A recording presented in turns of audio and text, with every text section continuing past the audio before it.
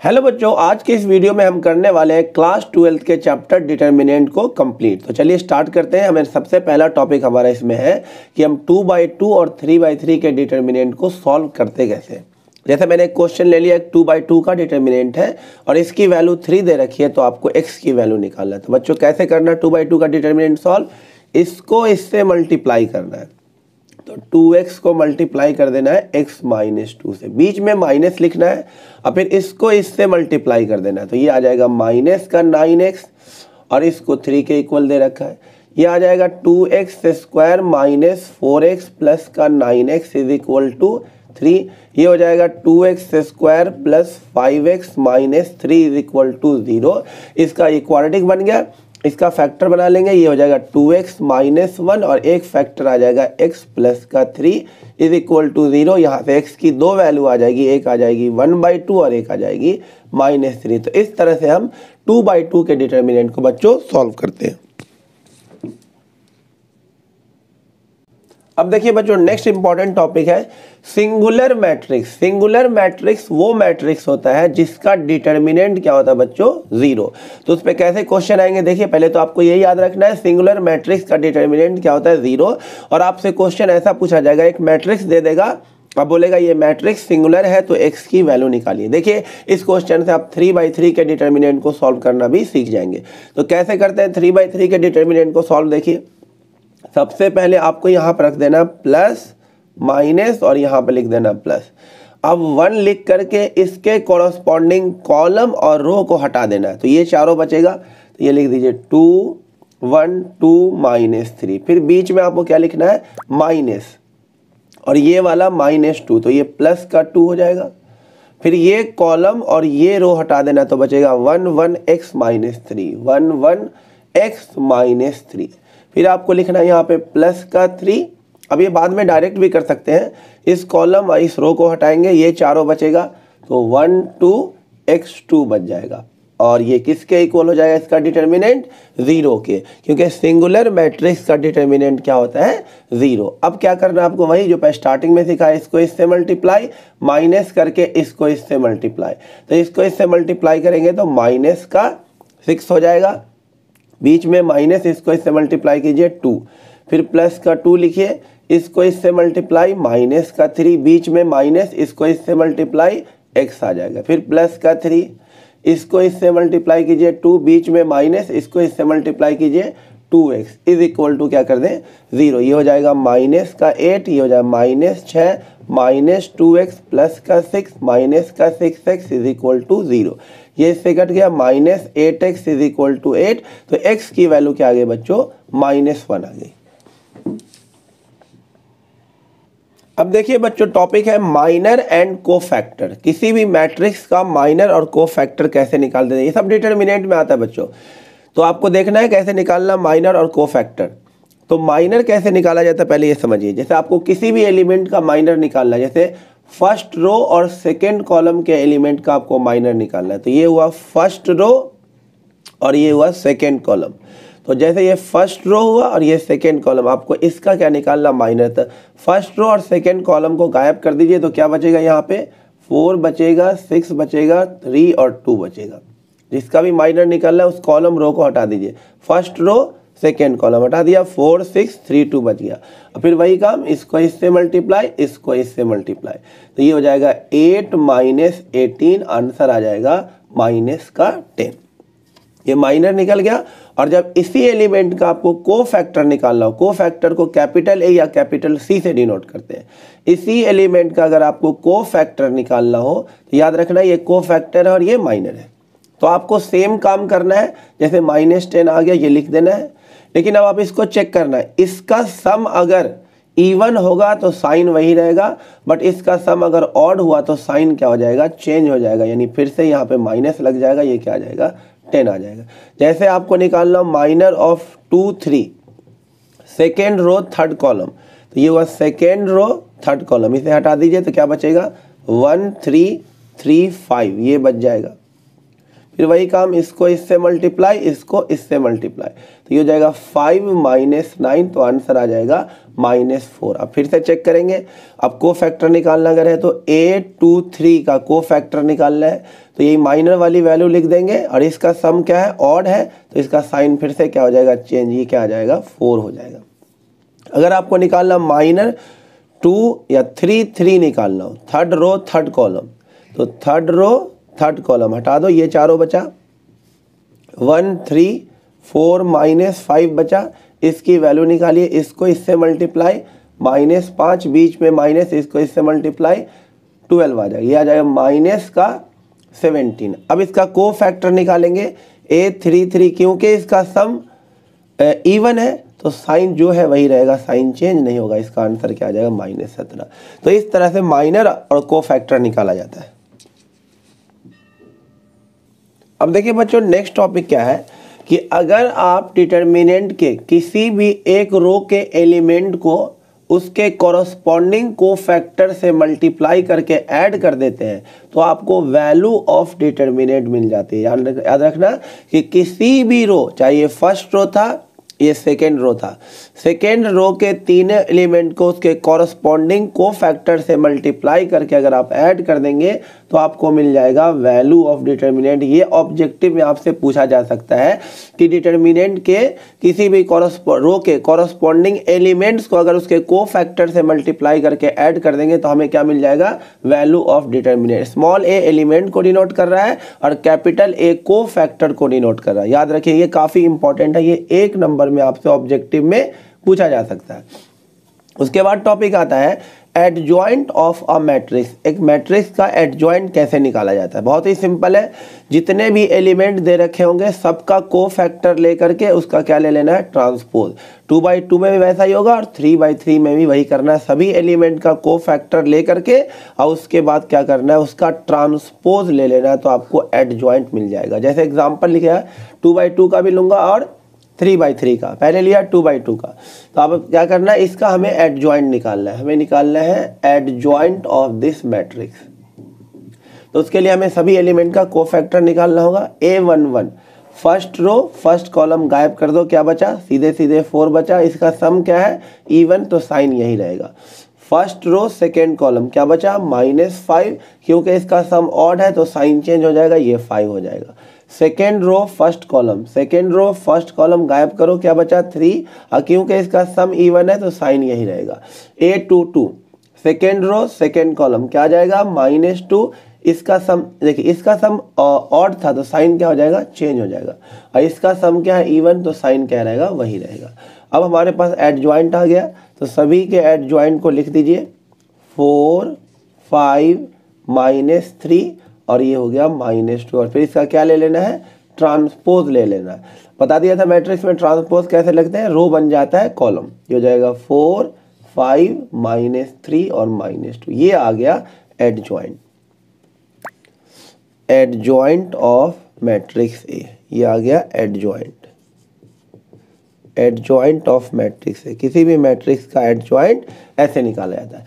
2/2 का direct trick भी है कि अगर आप 2/2 का एडजॉइंट डायरेक्ट निकालना चाहते हो तो कैसे करना है आपको, देखिए, इन दोनों को अदला बदली कर दीजिए, 4 -2, और इन दोनों का साइन चेंज कर दीजिए, -3 और ये 5, देखो यही आया होगा एग्जैक्ट। तो आप 2/2 को डायरेक्ट भी निकाल सकते हैं, इस वाले को इंटरचेंज और इन दोनों का साइन चेंज, तो इन दोनों को इंटरचेंज किया और बाकी दोनों को क्या कर देना है, इसका साइन चेंज कर देना है, तो आपको डायरेक्ट 2/2 का एडजॉइंट आ जाएगा। अब सीखो बच्चों 3/3 का एडजॉइंट कैसे निकाला जाता है। तो वही करना है, सभी एलिमेंट का आपको कोफैक्टर लेना है, वो मैंने पहले ही सिखा दिया। जैसे मैं 1 2 का लेके दिखा देता हूँ। एक जैसे A11 का आपको कोफैक्टर निकालना है, तो फर्स्ट रो फर्स्ट कॉलम को गायब कर दो। फर्स्ट रो फर्स्ट कॉलम को गायब कर देंगे तो क्या बच जाएगा, 1 बचेगा, -3 और 2 3 बचेगा, ये बचेगा। अब इसको सॉल्व कर लो, तो इसको सॉल्व करेंगे तो इसको इससे मल्टीप्लाई 3, बीच में लिखेंगे माइनस, इसको इससे मल्टीप्लाई -6, तो ये हो जाएगा 9 हो जाएगा। क्योंकि इसका सम क्या है, इवन है, तो इसका साइन यही रहेगा बच्चों। तो इसी तरह से आप सारे एलिमेंट का क्या निकाल सकते हो, कोफैक्टर आसानी से निकाल सकते हो। तो आप इसी तरीके से सारे एलिमेंट का कोफैक्टर निकाल लेना, एक निकाल करके दिखा दिया, बाकी सभी को इसी तरह से करना है। सम अगर ऑड आए तो साइन चेंज हो जाएगा और सम इसका इवन रहेगा तो साइन जो है वही रहेगा। अब हमने सभी एलिमेंट का कोफैक्टर निकाल लिया, तो एडजॉइंट कैसे निकालेंगे, सभी के कोफैक्टर को लिख करके उसका क्या ले लेना है, ट्रांसपोज ले लेना। तो सारे एलिमेंट को लिख दीजिए, इन सारे एलिमेंट को लिखे, ये हो जाए 9 - 3 और ये 5 - 1 4 - 3 -4 5 और माइनस, अब इसका क्या ले लीजिए, ट्रांसपोज। तो ये आ गया आपको 3/3 का एडजॉइंट कैसे निकाला, ट्रांसपोज कैसे लेते हैं, रो कॉलम बन जाता है। 9 - 3 5 -1 4 -3 -4 5 -1, ये आ गया एडजॉइंट ऑफ दिस 3/3 मैट्रिक्स। देखिए बच्चों नेक्स्ट टॉपिक है इनवर्स ऑफ मैट्रिक्स। किसी मैट्रिक्स का इनवर्स कैसे निकाला जाता है, इसके लिए आपको ये फॉर्मूला याद रखना है। ए इनवर्स का फॉर्मूला होता है 1 determinant of A into adjoint of A, जहाँ पर डिटर्मिनेंट ऑफ ए क्या नहीं होना चाहिए, 0 नहीं होना चाहिए, यानी नॉन सिंगुलर होना चाहिए। अब देखिए आपको डिटर्मिनेंट निकालना भी सिखा दिया है और एडजॉइंट निकालना भी सिखा दिया है, तो ए इनवर्स कुछ भी नहीं है। तो जैसे मैंने एक एग्जांपल लिया, जो पीछे हमने एक लिया था बेटा मैट्रिक्स ए, उसी का हमने एडजॉइंट निकाला था, उसी को एग्जांपल ले लिया। तो हमें इस मैट्रिक्स का ए इनवर्स निकालना है। तो सबसे पहले आप इसका क्या निकालेंगे, डिटर्मिनेंट, जो कि मैं सिखा चुका हूँ 3/3 का डिटर्मिनेंट कैसे निकालते हैं, वो आ जाएगा 11। तो डिटर्मिनेंट ऑफ ए आ गया 11 और इसका एडजॉइंट अभी पीछे ही क्वेश्चन में निकाला है, तो इसका एडजॉइंट आया था, ये आया था। तो ए इनवर्स क्या हो जाएगा, 1 डिटर्मिनेंट इंटू एडजॉइंट। तो 1 में डिटर्मिनेंट 11 इंटू में ये रहा एडजॉइंट, ये आ गया इस मैट्रिक्स का इनवर्स। अब देखिए बच्चों हमारे पास नेक्स्ट है मैजिक नोट। इससे एक क्वेश्चन एग्जाम में 100% गारंटी आएगा। तो आपको याद क्या रखना है, देखिए इस मैजिक नोट में k इंटू ए का जो डिटर्मिनेंट होता है वो होता है k की पावर n इंटू में डिटर्मिनेंट ऑफ ए। मैंने कुछ एग्जांपल भी ले लिया तो ये और क्लियर हो जाएगा। जहाँ पे n क्या है, ऑर्डर ऑफ मैट्रिक्स, ये है ऑर्डर। अगर मैट्रिक्स 2/2 का है तो n हो जाएगा 2, अगर 3/3 का है तो n हो जाएगा 3। a इंटू बी का डिटर्मिनेंट होता है a का डिटर्मिनेंट इंटू बी का डिटर्मिनेंट, याद रखिएगा। ए ट्रांसपोज का जो डिटर्मिनेंट होता है वो होता है ए का डिटर्मिनेंट और फिर उसका ट्रांसपोज ले लीजिए, एक ही बात है। उसके बाद ए का जो ट्रांसपोज का जो डिटर्मिनेंट होता है वो ए के डिटर्मिनेंट के इक्वल ही होता है। ए की पावर एन का जो डिटर्मिनेंट होता है वो ए के डिटर्मिनेंट की पावर में आप एन लगा दें, एक ही बात है। एडजॉइंट ऑफ ए, ये इंपॉर्टेंट है, पहला और ये वाला पांचवा, ये दोनों काफ़ी इंपॉर्टेंट है। एडजॉइंट ऑफ ए का जो डिटर्मिनेंट होता है वो होता है डिटर्मिनेंट ऑफ ए की पावर n-1, जहाँ पे n सब में क्या है, ऑर्डर, यानी 2/2 का है तो n2 लेना है और 3/3 का है n3 लेना है। ए इनवर्स का जो डिटर्मिनेंट होता है वो होता है 1 determinant of A. Adjoint into adjoint of A का डिटर्मिनेंट होता है डिटर्मिनेंट ऑफ ए की पावर n-1 का स्क्वायर। और adjoint of A into A या फिर A into adjoint of A किसके इक्वल होता है, determinant of A into identity matrix. A into B का जो इनवर्स होता है वो होता है बी इनवर्स इंटू में ए इनवर्स, उल्टा होता है। और ए इंटू ए इनवर्स का जो मल्टीप्लाई है वो आइडेंटिटी मैट्रिक्स के इक्वल होता है। अब इन सब को समझने के लिए मैंने कुछ एग्जांपल ले लिए हैं। जैसे पहला क्वेश्चन है 3 इंटू ए का डिटर्मिनेंट क्या होगा, जब आपके पास ऑर्डर दे रखा है 3/3 और ए का डिटर्मिनेंट दे रखा है 5 और आपको इसका डिटर्मिनेंट निकालना है। तो फर्स्ट फॉर्मूले के अकॉर्डिंग इसका जो आंसर आ जाएगा वो हो जाएगा 3 की पावर n इंटू में determinant of A.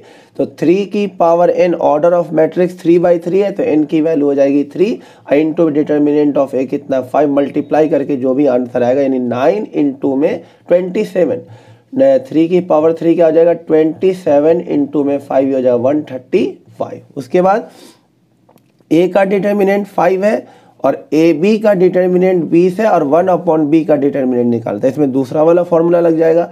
A into B का डिटर्मिनेंट को लिख देंगे हम, ए इंटू बी के डिटर्मिनेंट को लिख सकते हैं ए का डिटर्मिनेंट इंटू बी का डिटर्मिनेंट। इसकी वैल्यू 20 दे रखी थी, इसकी वैल्यू 5 है देखो, और आपसे ये b का डिटर्मिनेंट आ गया 4, तो b का डिटर्मिनेंट अगर 4 आ गया तो 1/b का डिटर्मिनेंट क्या हो जाएगा 1/4, ये भी आ गया। उसी तरह से आपसे a का डिटर्मिनेंट 2 दे रखा है और आपसे a इंटू ए ट्रांसपोज का डिटर्मिनेंट पूछा गया है। तो इसको सॉल्व कर देता हूं, चलो ये समझ में आ गया। देखिए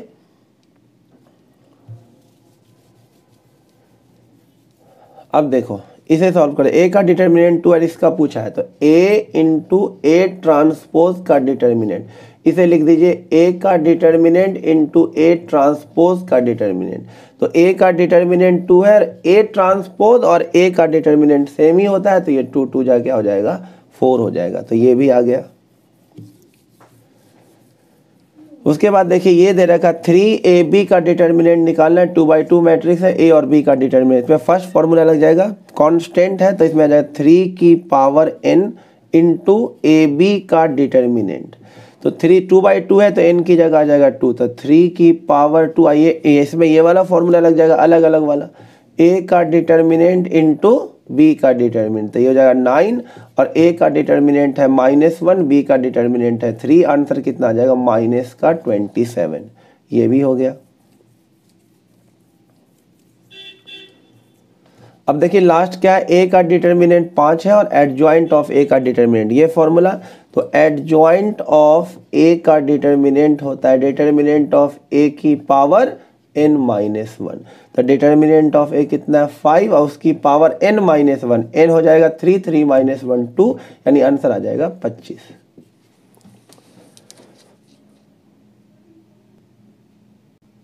देखिए बच्चों नेक्स्ट कॉन्सेप्ट, अगर दो मैट्रिक्स का प्रोडक्ट आइडेंटिटी मैट्रिक्स आता है तो इसका मतलब ये हुआ कि a का इनवर्स b होगा और b का इनवर्स a होगा, याद रखिएगा। उसी तरह अगर दो मैट्रिक्स का प्रोडक्ट 4i आ जाए, 4 इंटू आइडेंटिटी मैट्रिक्स, यानी अगर ऐसा आ जाए 4 0 0 4, इस तरह से आ जाए, यानी ये हो गया 4i हो गया ये, तो इसका मतलब ये वाइस 4 को नीचे लाइए, 1/4 ab is equal to i। तो अगर आपसे पूछा जाए a का इनवर्स क्या होगा तो आप बोलोगे 1/4 ऑफ b, और b का इनवर्स आपसे पूछा जाए तो आप बोलना 1/4 ऑफ a हो जाएगा। उसी तरह से a इंटू बी अगर 6i के इक्वल है तो a इनवर्स हो जाएगा 1/6 ऑफ b, और b का इनवर्स हो जाएगा 1/6 ऑफ a। ये आपको कॉन्सेप्ट याद रखना है। नेक्स्ट क्वेश्चन देखिए बच्चों, इनफाइनाइट स्टार क्वेश्चन, 100% ये क्वेश्चन एग्जाम में आएगा, 100% चांस है मैट्रिक्स या डिटर्मिनेंट से क्वेश्चन यही वाला आता है। आपसे क्या बोला जाएगा, फाइंड a इनवर्स और a मैट्रिक्स दे रखा होगा, अब बोलेगा हेंस सॉल्व दिस, पहले लिखा होगा find a inverse, a matrix दे रखा होगा, बोलेगा हेंस सॉल्व, यानी a इनवर्स निकालने के बाद आपको इस लीनियर इक्वेशन को क्या करना है, सॉल्व करना है। स्टेप बाय स्टेप देखिए 5 नंबर में आएगा, उससे 1 नंबर भी कम में नहीं आएगा। तो आपको सबसे पहले तो क्या बोला है, ए इनवर्स निकालो, जो कि मैंने ऑलरेडी आपको सिखा दिया पीछे कि ए इनवर्स कैसे निकालते, फिर से देख लीजिए। ए इनवर्स का फॉर्मूला होता है 1 डिटर्मिनेंट इनटू में एडजॉइंट ऑफ ए। तो सबसे पहले डिटर्मिनेंट निकालेंगे, 3/3 का डिटर्मिनेंट सिखा दिया है, वो आ जाएगा 67। उसके बाद आपको क्या करना है, एडजॉइंट निकालने के लिए सभी 9 के 9 एलिमेंट का क्या निकालना है, कोफैक्टर, वो भी सिखा दिया है। फिर भी देखिए मैं एक एलिमेंट को फिर से निकाल के दिखा देता हूँ, जैसे आपको 821 का कोफैक्टर निकालना है, तो सेकेंड रो और फर्स्ट कॉलम को गायब कर दीजिए, तो क्या बचेगा, 2 बचेगा, -3 बचेगा, -3 और -4 बचेगा।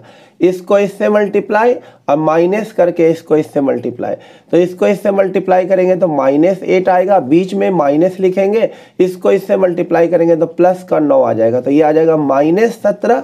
और क्योंकि इसका सम ऑड है तो ये -17 की जगह यहाँ पे क्या लिखा जाएगा, 17। तो उसी तरह से आप 9 के 9 एलिमेंट का कोफैक्टर आसानी से निकाल सकते हैं। फिर आप निकालेंगे एडजॉइंट, जो सब कुछ आपको सिखा दिया है। एडजॉइंट कैसे निकालते हैं, सबके सब कोफैक्टर को लिख के उसका क्या ले लेते हैं, ट्रांसपोज। तो कोफैक्टर लिखा, फिर उसका हमने ट्रांसपोज ले लिया।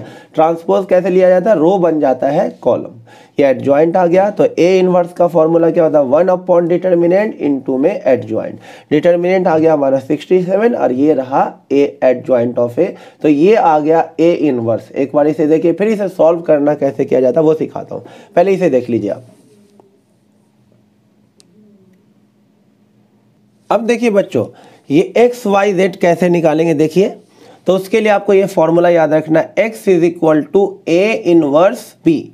तो a इनवर्स बी, x की जगह लिखेंगे ये जो वेरिएबल है x y z, तो x की जगह लिख देंगे x y और ये z, और a इनवर्स की जगह ये लिख देंगे, a इनवर्स निकाल चुके हैं। और b जो होगा बच्चों, ये b होगा ये जो कोफिशिएंट यहाँ पर लिखा था अलग से, तो ये हो जाएगा -4 2 और ये हो जाएगा 11। अब आपको क्या करना है, इन दोनों का मल्टीप्लाई। तो फर्स्ट ये मल्टीप्लाई मैट्रिक्स में सिखा दिया है, first row first column, second row first column, third row first column.